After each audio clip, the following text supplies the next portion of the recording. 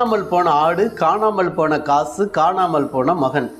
லூக்கா சுவிசேஷம் 15வது அதிகாரம் 23, 24 வசனங்களை வாசிக்கும் பொழுது, என் மகன் மரித்தான், மீண்டும் உயிரோடு எழுந்து வந்திருக்கிறான் என்று வாசிக்கிறோம். தகப்பன் இளைய குமாரனை பார்த்து சொல்லுகிறதை வாசிக்க முடிகிறது. இஸ்ரவேலே, உனக்கு ஈடாக எத்தியோப்பியாவை கொடுப்பேன் என்று சொல்லி ஆண்டவருடைய வசனம் சொல்லுகிறது. நமக்காக இயேசு சிலுவையில் ரத்தம் சிந்தி இருக்கிறார். 3ஆம் நாள் அவர் உயிரோடு எழுந்து வந்திருக்கிறதை அடையாளப்படுத்துகிறதா இருக்கிறது. லூக்கா சுவிசேஷம் 15வது அதிகாரம் வாசிக்கும் பொழுது, கொளுத்த கன்றை அடியுங்கள் என்று வாசிக்கிறோம். கிரேக்க ஆங்கில வேதாகமத்தில் வாசிக்கும் பொழுது பிரிங் த கொழுக்க வைக்கப்பட்ட கன்றை அடியுங்கள் என்று வாசிக்க முடிகிறது.